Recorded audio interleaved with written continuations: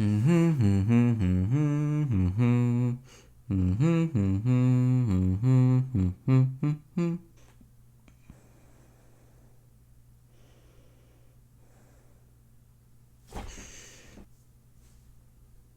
here. It's like Christmas came 12 hours late, but it's finally here. Hey there, welcome back to True North Reviews. My name is Ryan, and today we are discussing the latest Kanye West record, Jesus is King. It's not Yandi. Kanye put that through the laundry, he cleansed it of its sins, and now we have some Christian hip-hop. An announcement a couple months ago was made from Andrew Barber on Twitter to say that Kanye, he was no longer doing secular music. With that also came the promise of no cursing, as well as narratives, lyrics, and references to the Bible. And for me, that made me slightly concerned coming into this record, knowing that Kanye would have to filter himself or just change the way that he conducts himself.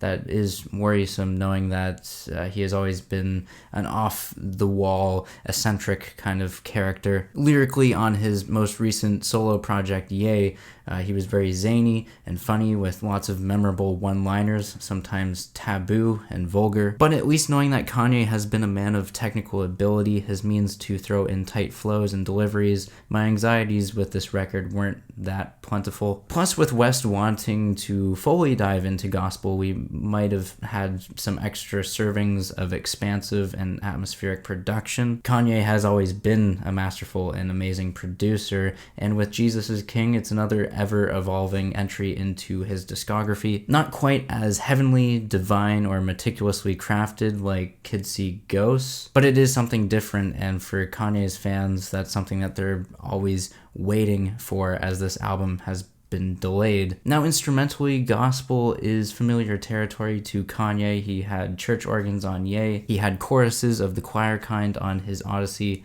Ultra Light Beam, and he has never shied away from sharing his thoughts and opinions on God from the lyrical standpoint, not only through his early hits of Jesus Walks, but also he's gone on the record many of times to call himself a god. Kanye will do Kanye, and when it comes to his contemporaries, though, I see some similarities to Donald Glover with his transition into R&B music a couple years ago. While Donald made his pivot into 70s sampled R&B, Kanye leans more on the preachy gospel arrangements with a church atmosphere accompanied by an organ. That observation is made very clear on the opening track with Jesus is King. This one's called Every Hour. We have piano riffs and a screaming chorus, and it is hard to understand what is being said on this track, but it makes Kanye's promise for a gospel record come true, and it's just something to introduce you into the new direction for Kanye. And with that introduction, the first time that we are introduced to Kanye's proverbs and gospel lyrics, it's on the second track, Selah, where we see him comparing himself to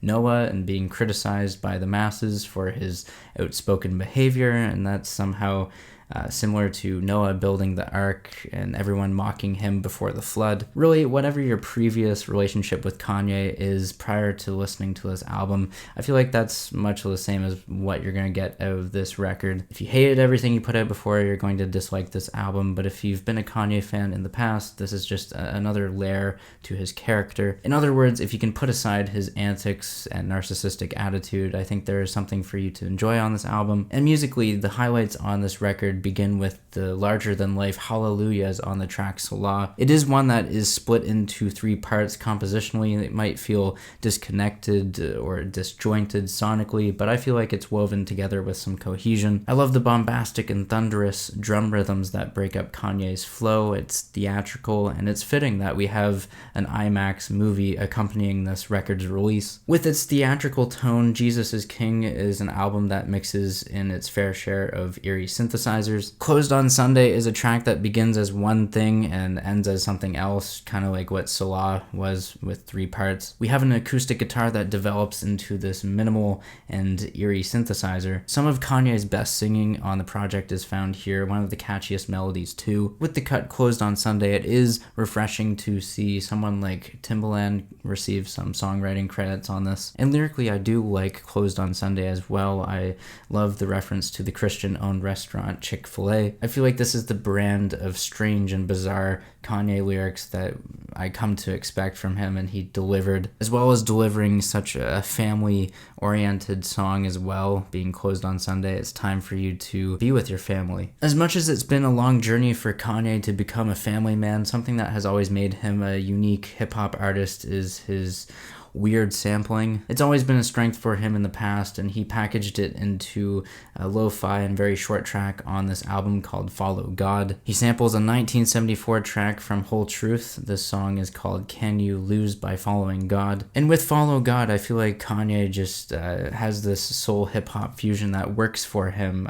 He has a formula when it comes down to sampling songs. I think back to Kids See Ghosts with the Louis Prima song that he sampled on there. It's a Christmas song from the 1930s. Talking about Follow God on Jesus is King, though, this track feels like a short interlude, as many of the songs on the front half are pretty brief, undercooked, underwhelming, I guess. Like, it's leaving a little bit to be desired. I would have expected some ideas to have been expanded upon. And actually, when Kanye does put more thought and more ambition into the length of his songs, he does come out with some of his better ideas, as the longest track on this album, just over 3.5 minutes, is the best one in my opinion. This one's called Use This Gospel, and it has a weird car alarm to it, as if you left the key in the ignition and turned off the car. This track is amazing though. It throws me back to the My Beautiful Dark Twisted Fantasy era with the vocal layering, and we have a Kenny G saxophone solo. Other unique production choices come on Jesus is King with On God.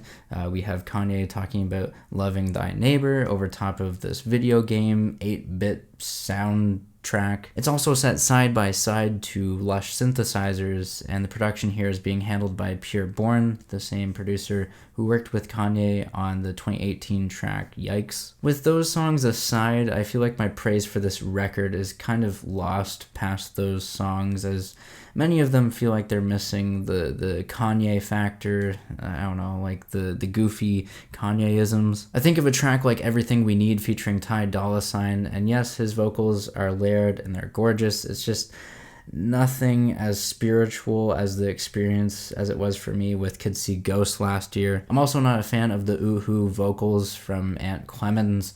This track, Everything We Need, is easily the most forgettable track on the album, and if any of the elements stick in my memory, it's because they are obnoxious with the vocals. Aunt Clemens does redeem himself on the track Water, but on his other track, it's nothing to brag about. Moving on from there, another track on this album, Hands On, is one of my least favorites as well.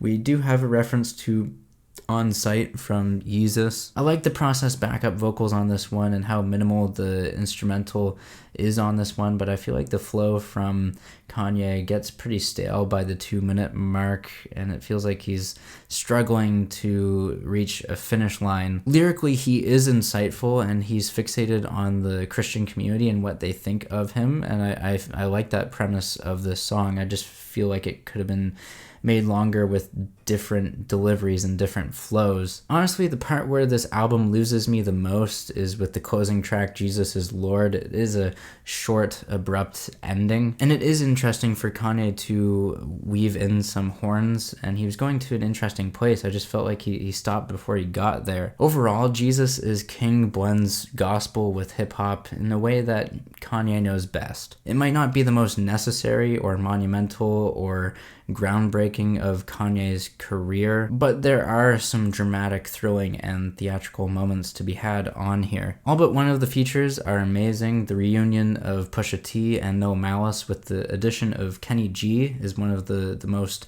out there and peculiar features on this record that has to be heard. It makes you realize that whatever hip-hop is being mixed with, and in this case jazz, it works to a degree, or at least to Kanye's advantage. Moreover, Jesus is King is a short album with some highlights, and everything feels like it has a place on this project, even though it feels a little unfinished at points and was poorly structured. And at the end of the day, my main message here is that I like this record. I just feel like it comes across as a little too calculated as a transition into gospel. Like, there's not much for me to take away from other than a few good melodies and beats. Sadly, I think the Kanye of old, with his off-the-wall and quirky rhymes, they've been replaced with someone who is obsessed with faith and less processed vocals. And when it comes to the faith formula of this record, I can't really judge much on that front because I'm not that spiritual myself. So when it comes to all these references, they kind of fly over my head. But I do appreciate Kanye's ambition to